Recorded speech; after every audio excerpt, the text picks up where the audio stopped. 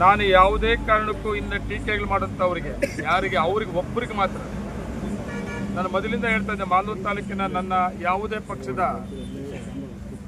ನಾಯಕರು ಮುಖಂಡರುಗಳಾಗಿರ್ಬೋದು, ಯಾವುದೇ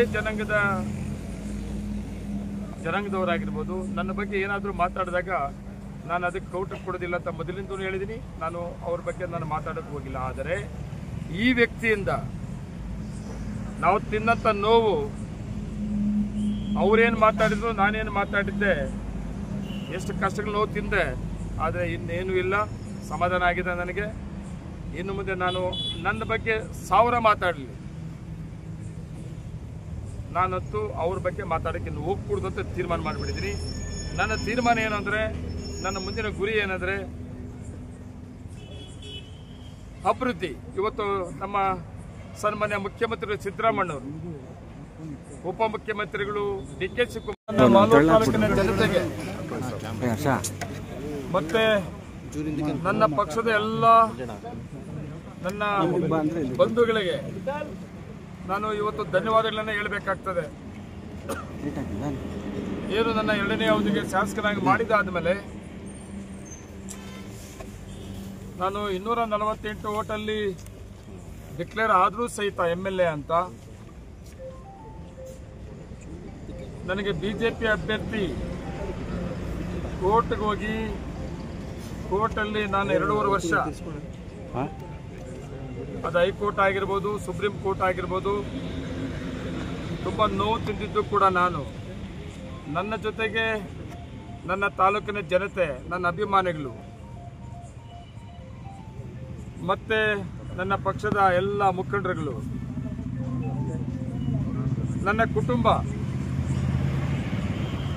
2ನೇ ಅವಧಿಗೆ ಶಾಸಕರಾದ ಮೇಲೆ ಸರ್ಕಾರ ಇದೆ, ತಾಲೂಕಿನ ಅಭಿವೃದ್ಧಿಗೆ ಅವಕಾಶ ತಗೊಳ್ಳೋಣ ಅಂತಿದ್ರೆ ಎದ್ರೆ ಕೂತ್ರೆ ಪ್ರತಿದಿನ ಹೈಕೋರ್ಟು ಕೌಂಟಿಂಗ್ ಅಂತೆ, ಏನೋ ಆಗಿದಂತೆ, ಏನೋ ಮಾಡಿಬಿಟ್ಟವ್ರಂತೆ, ನಾನು ಗೆದ್ದುಬಿಡ್ತೀನಿ, ಅವರು ಸೋತೋಗ್ಬಿಡ್ತಾರೆ, ರೀಕೌಂಟಿಂಗ್ ಆಗ್ತದೆ, ಎಲೆಕ್ಷನ್ ಆಗ್ತದೆ. ಇದನ್ನೇ ಕೇಳಿ ಕೇಳಿ ಕೇಳಿ ಕೇಳಿ ಆ ಕೋರ್ಟು ಇದನ್ನೆಲ್ಲ ಕೇಳಿಕೊಂಡು ತುಂಬ ನನ್ನ ಅಭಿಮಾನಿಗಳು, ನನ್ನ ತಾಲೂಕಿನ ಜನತೆ ಮತ್ತು ನನ್ನ ಕುಟುಂಬ ಕೂಡ ತುಂಬ ನೋವು ತಿಂದಿತ್ತು. ಆದರೆ ಸುಪ್ರೀಂ ಕೋರ್ಟು ನ್ಯಾಯಾಲಯ ಒಂದು ಆದೇಶ ಕೊಟ್ಟಾದ ಮೇಲೆ ಇವತ್ತೇನು ರೀಕೌಂಟಿಂಗ್ ಮಾಡಬೇಕು ಅಂತೇಳಿ ಆಯಿತು, ಕೋರ್ಟ್ ಆದೇಶ, ಅದ ಪ್ರಕಾರ ರೀಕೌಂಟಿಂಗ್ ಕೂಡ ಇವತ್ತು ಆಯಿತು. ಯಾವತ್ತೂ ಕೂಡ ಅಷ್ಟೇ ಬಾಬಾ ಸಾಹೇಬ್ ಅಂಬೇಡ್ಕರ್ ಸಂವಿಧಾನ ಕೊಟ್ಟಿದ್ದಾರೆ, ಆ ಸಂವಿಧಾನ ಗೌರವಿಸಬೇಕಾಗ್ತದೆ. ಆ ಗೌರವ ಕೊಡಂಥವ್ರಿಗೆ ಆ ಸಂವಿಧಾನ ಗೌರವ ಗೊತ್ತಿರ್ತದೆ, ಇವ್ರಿಗೆಲ್ಲ ಅದೆಲ್ಲ ಗೊತ್ತಿಲ್ಲ. ಅದರಿಂದ ಇವತ್ತು ನಾವು ಬಾಬಾ ಸಾಹೇಬ್ ಅಂಬೇಡ್ಕರ್ ಕೊಟ್ಟ ಸಂವಿಧಾನ ಮೇಲೆ ನಂಬಿಕೆ ಇಟ್ಟಿರೋರು ನಾವು. ಇವತ್ತು ಕೌಂಟಿಂಗ್ ಆದರೂ ಕೂಡ ಯಾವುದೂ ಡಿಫರೆನ್ಸ್ಗಳನ್ನು ಕಂಡಿಲ್ಲ, ಖುಷಿ ಆಗ್ತದೆ. ನಾನು ಎಲ್ಲರಿಗೂ ಏನು ಅಭಿನಂದನೆಗಳು ಹೇಳಿದ್ದೀನಿ, ಇನ್ನೂ ಒಬ್ಬರಿಗೆ ಹೇಳಬೇಕಾಗ್ತದೆ. ಏನು ಕೌಂಟಿಂಗ್ ಆಯಿತು, ಹೋದ ಕೌಂಟಿಂಗಲ್ಲಿ ಅಧಿಕಾರಿಗಳು ಕೌಂಟಿಂಗ್ ಮಾಡಿದ್ದನ್ನ ಅನುಮಾನ ಪಡ್ತಾ ಇದ್ದೀವಿ. ಪ್ರೊಸೀಜರ್ ಲ್ಯಾಪ್ಸ್ ಆಗಿದೆ ಅನ್ನೋದು, ಏನೋ ಮಾಡಿಬಿಟ್ಟವ್ರೆ ಅನ್ನೋದು, ಏನೋ ಅಕ್ರಮ ಮಾಡಿಬಿಟ್ಟಿದ್ದಾರೆ ಅನ್ನೋದು. ನಿಜವಾಗ್ಲೂ ಖುಷಿ ಆಗಿದೆ ಏನಂದ್ರೆ, ನನಗೆ ಅವತ್ತು ಅಧಿಕಾರಿಗಳು ಯಾರು ಮಾಡಿದ್ರೋ ಏನೋ ನನಗೆ ಗೊತ್ತಿಲ್ಲ. ಅವತ್ತು ನನ್ನ ಅಧಿಕಾರಿಗಳು ಅಲ್ಲ, ನನ್ನ ಸರ್ಕಾರನೂ ಅಲ್ಲ. ಯಾವುದೇ ಸರ್ಕಾರ ಇರಲಿ, ಯಾವುದೇ ಅಧಿಕಾರಿಗಳಿರಲಿ, ಅವರ ಕೆಲಸವನ್ನು ತುಂಬ ಜವಾಬ್ದಾರಿಯುತವಾಗಿ ಮಾಡಿರೋದ್ರಿಂದ ಇವತ್ತು ಮುಖಭಂಗ ಆಗಿದೆ ಅವರಿಗೆ.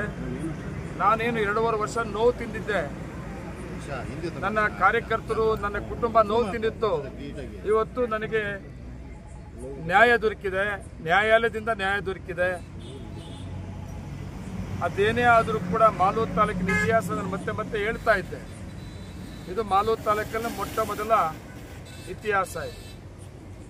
ಮಾಲೂರು ತಾಲೂಕಲ್ಲಿ ಎಲೆಕ್ಷನ್ ಆದಮೇಲೆ ಗೌರವವಾಗಿ ಎಲ್ಲರೂ ಒಟ್ಟಿಗೆ ಇರೋಂಥ ತಾಲೂಕಿದು. ಏನು ಮಾಡ್ತೀರಿ, ನಾವು ಮಾಡಿದಂಥ ತಪ್ಪನ್ನು ಹಿರಿಯರು ಹೇಳ್ತಾರೆ, ನೀನು ಮಾಡಿದ್ದು ನೀನೇ ಉಣ್ಣಪ್ಪ ಅಂತ. ಉಂಡಿದ್ದು ಆಯಿತು, ನೋವು ತಿಂದಿದ್ದು ಆಯಿತು. ಅದಕ್ಕೆ ದೇವರು ಮತ್ತು ಸಂವಿಧಾನ ಎರಡೂ ಕೂಡ ಉತ್ತರ ಕೊಟ್ಟಿದೆ. ಇವತ್ತು ನಾನು ಮತ್ತೆ ಇನ್ನೇನು ಮಾತಾಡೋಕ್ಕೆ ಹೋಗೋದಿಲ್ಲ. ನಾನು ತೀರ್ಮಾನ ಮಾಡಿದೆ ಇವತ್ತು. ಈಗ ಕೌಂಟಿಂಗ್ ಆದಮೇಲೆ ನ್ಯಾಯ ನಮ್ಮ ಪರವಾಗಿದೆ ಅಂತ ಗೊತ್ತಾದ ಮೇಲೆ ಇಷ್ಟು ದಿವಸ 2.5 ವರ್ಷ ಕೋರ್ಟ್ಗಳ ಜೊತೆಗೆ ವೈಯಕ್ತಿಕವಾಗಿ ಮಾತಾಡಂಥದ್ದು, ಎದ್ದರೆ ಕೂತ್ರೆ ಇದನ್ನೇ ಕೇಳ್ಕೊಂಡು ಬರ್ತಾ ಇದ್ದೆ ನಾನು. ಅಕ್ರಮ ಮಾಡಿಬಿಟ್ಟವ್ರೆ, ಮತ್ತೆ ಕೌಂಟಿಂಗ್ ಆಗ್ತದೆ, ಮತ್ತೆ ರಿಎಲೆಕ್ಷನ್ ಆಗ್ತದೆ ಅಂತೇಳಿ. ಆದರೆ ಇವತ್ತು ಅದಕ್ಕೊಂದು ತೆರೆ ಆಗಿದೆ. ನಾನು ನನ್ನ ತಾಲೂಕಿನ ಅಭಿವೃದ್ಧಿ ಕಡೆ ಹೆಚ್ಚಿಗೆ ಒತ್ತನ್ನು ಕೊಡಬೇಕು ಅಂತ ಅಂದ್ಕೊಂಡಿದ್ದೀನಿ. ಇವತ್ತು ಕೂಡ ನೋಡಿದ್ದೀವಿ, ವೈಯಕ್ತಿಕವಾಗಿ ಮಾತಾಡಿದ್ದು ಕೂಡ ನೋಡಿದ್ದೀರಿ.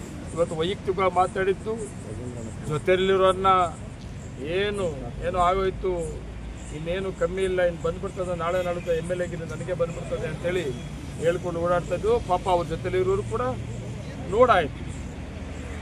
ನಾನಂತೂ ಅವ್ರ ಬಗ್ಗೆ ಏನು ಮಾತಾಡಿ, ಎಷ್ಟು ಮಾತಾಡಿದ್ರು ಮಾತಾಡ್ಬೋದಿಲ್ಲ.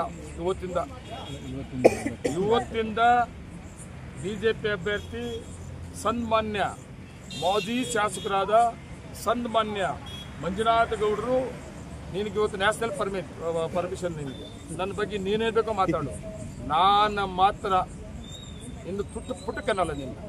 ಇವತ್ತೇನಾದ್ರು ಆಕ್ಷೇಪಣೆಗಳಿದ್ವಾ ಸರ್? ಪುಟ್ಟಕ್ಕಲ್ಲ, ಅಲ್ಲ ಆಕ್ಷೇಪಣೆಗಳು ಬಿಡ್ರಿ, ಏನೋ ಸಿಕ್ಕಿದ್ರೆ ಆಕ್ಷೇಪಣೆಗಳಿತ್ತು. ಆ ಭಗವಂತ ಇದ್ದ, ಸಂವಿಧಾನ ಇತ್ತು, ಆ ನ್ಯಾಯ ಇತ್ತು, ಆ ನ್ಯಾಯಾಲಯ, ಸಂವಿಧಾನ, ಆ ದೇವರು. ಏನು ಟೀಕೆ ಟಿಪ್ಪಣಿಗಳು ಮತ್ತು ಇನ್ನು ತೀಟಿಗಳು ಎಲ್ಲ ಗಲಾಟೆಗಳು ಏನೇನು ಮಾಡೋಕ್ಕೆ ಹೋದ್ರು ಕೂಡ ಏನೂ ಸಿಕ್ಕಲಿಲ್ಲ.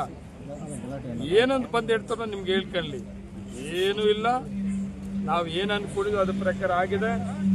ಯಾವುದ್ಯಾವುದು ಏನೇನೂ ಆಗಿಲ್ಲ. ವಿಶೇಷವಾಗಿ ನನ್ನ ತಾಲೂಕಿನ ಜನತೆಗೆ ಒಂದು ವಿಷಯನ ನಾನು ಪ್ರಸ್ತಾಪ ಮಾಡಬೇಕು. ನನ್ನ ಅಭಿಮಾನಿಗಳಿಗೆ ಇವತ್ತು ನಾನು ಒಂದು ಮಾತು ಹೇಳಿದ್ದೀನಿ, ಯಾವುದೇ ಕಾರಣಕ್ಕೂ ನಾನು ಮಾತಾಡೋದಿಲ್ಲ ಅಂತ. ನಿಮಗೂ ಒಂದು ವಿಷಯ ನಾನು ಹೇಳೋದೇನೆಂದರೆ, ತುಂಬ ಬೇಜಾರುಪಟ್ಟಿದ್ದೀರಿ, ತುಂಬ ನೋವು ತಿಂದಿದ್ದೀರಿ. ಆದರೆ ಇವತ್ತಿನ ನ್ಯಾಯಾಲಯದ ತೀರ್ಪೇನಿದೆ, ಆ ತೀರ್ಪು ಇವತ್ತು ನೋಡಿದ್ದೀವಿ ನಾವು. ಫೈನಲ್ ಆಗಿ ಏನು ಅಂತ ನ್ಯಾಯಾಲಯ ಅನೌನ್ಸ್ ಮಾಡ್ತದೆ. ಸಮಾಧಾನಕರವಾಗಿದ್ದೀವಿ, ಖುಷಿಯಾಗಿದ್ದೀವಿ. ನೀವೆಲ್ಲರೂ ಕೂಡ ಧೈರ್ಯವಾಗಿರ್ರಿ. ನ್ಯಾಯಾಲಯ ನಮ್ಮ ಪರ ಇರ್ತದೆ. ಆದರೆ ಒಂದೇನೆಂದರೆ, ಯಾವುದೇ ಕಾರಣಕ್ಕೂ ನಿಮ್ಮ ನೋವನ್ನು ಬೇರೆ ರೀತಿ ತಗೊಂಡು ಹೋಗ್ಬೇಡ್ರಿ. ಇವತ್ತು ಕೌಂಟಿಂಗ್ ಆಗಿದೆ, ಅದೇನೋ ಗೆದ್ಬಿಟ್ಟಿವಂತೆ, ನಮ್ಗೆ ಆ ತೊಂದರೆ ಮಾಡಿದ್ರು, ಈ ತೊಂದರೆ ಮಾಡಿದ್ರು ಅಂತೇಳಿ ಗಲಾಟೆ ಮಾಡೋಕ್ಕೆ ಹೋಗೋದು, ಮತ್ತು ಯಾರಿಗಾದ್ರು ತೊಂದರೆ ಕೊಡೋಕ್ಕೆ ಹೋಗೋದು. ಯಾರು ಕೊಡ್ಬೇಕು? ನಾವು ಯಾರ ಮೇಲೆ ಗಲಾಟೆ ಮಾಡಬೇಕು? ರೈಟೋ ರಾಂಗು ನಮ್ಮ ತಾಲೂಕಿನ ಜನ, ರೈಟೋ ರಾಂಗು ಹೊಸಕೋಟವ್ರ ಜೊತೆಗೆ ಹೋಗ್ಬಿಟ್ಟವ್ರೆ. ಅವರು ಒಳ್ಳೆ ಬುದ್ಧಿ ದೇವ್ರಿಗೆ ಕೊಡ್ತಾನೆ. ನಾವು ಯಾರ ಮೇಲೆ ತೊಂದರೆ ಮಾಡೋಕ್ಕೆ ಹೋಗ್ಬೇಕು? ನಮ್ಮೂರ ಮೇಲೆ ಮಾಡೋಕ್ಕೆ ಹೋಗ್ಬೇಕು ಬೇಡ. ನಿಮ್ಮನ್ನು ಕೈ ಮುಗಿದು ಕೇಳ್ಕೊತೀನಿ, ಯಾರೂ ಕೂಡ ಅಷ್ಟೇ ಹಳ್ಳಿಗಳಲ್ಲಿ ಆಗಿರ್ಬೋದು, ಮಾಲೂರು ಟೌನಲ್ಲಿ ಆಗಿರ್ಬೋದು, ಎಲ್ಲೇ ಆಗಲಿ ಗಲಾಟೆಗಳಿಗೆ ಅವಕಾಶ ಮಾಡಿಕೊಡೋದು ಬೇಡ. ನಮ್ಮದು ಒಂದೇ ಗುರಿ, ಶಾಂತಿಯುತವಾಗಿ ಮಾಲೂರು ತಾಲೂಕು ಇತಿಹಾಸ ಇದೆಯಲ್ಲ ಅದನ್ನು ಕಾಪಾಡ್ಕೊಂಡು ಹೋಗೋದು, ಮತ್ತು ಮಾಲೂರು ತಾಲೂಕಿನ ಅಭಿವೃದ್ಧಿ ಮಾಡೋದು. ನಾನು ಈಗ ಒಂದು ರೀತಿಯಲ್ಲಿ ಈ 2.5 ವರ್ಷ ಟೆನ್ಷನ್ನು, ನೋವು, ಕಷ್ಟ ನಮ್ಮನೆ ನನ್ನ ಅಭಿಮಾನಿಗಳೆಲ್ಲರೂ ಕೂಡ ಇನ್ನೇನೂ ಇಲ್ಲ. ಹೊಸ ನಂಜೇಗೌಡ ಆಗ್ತೀನಿ, ನಾನು ಹೊಸ ಬದಲಾವಣೆ ಆಗ್ತೀನಿ. ನನ್ನ ನಮ್ಮಿನವ್ರನ್ನ ಕೈ ಹಿಡಿಬೇಕು, ಪಕ್ಷವನ್ನು ಕಟ್ಟಬೇಕು, ತಾಲೂಕಿನ ಡೆವಲಪ್ಮೆಂಟ್ ಮಾಡಬೇಕು, ತಾಲೂಕನ್ನ ಶಾಂತಿಯುತವಾಗಿ ತಗೊಂಡು ಹೋಗ್ಬೇಕು. ಇದು ಒಂದೇ ನನ್ನ ಗುರಿ. ಇದಕ್ಕೆ ಇನ್ನು ಉಳಿದಿರೋದು 2.5 ವರ್ಷ ನಾನು ಒತ್ತನ್ನು ಕೊಡ್ತೀನಿ. ಅದರಿಂದ ಎಲ್ಲರೂ ಕೂಡ ನನ್ನ ತಾಲೂಕಿನ ಜನತೆ ಸಂತೋಷವಾಗಿರ್ರಿ, ಖುಷಿಯಾಗಿರ್ರಿ. ಆದರೆ ಎಲ್ಲೂ ಏನೂ ಕೂಡ ಗಲಾಟೆಗಳಿಗೆ ಅವಕಾಶ ಮಾಡಿಕೊಡ್ಬೇಡ್ರಿ ಅಂತ ನಾನು ರಿಕ್ವೆಸ್ಟ್ ಮಾಡ್ತಾ ಇದ್ದೀನಿ. ನಮಸ್ಕಾರ.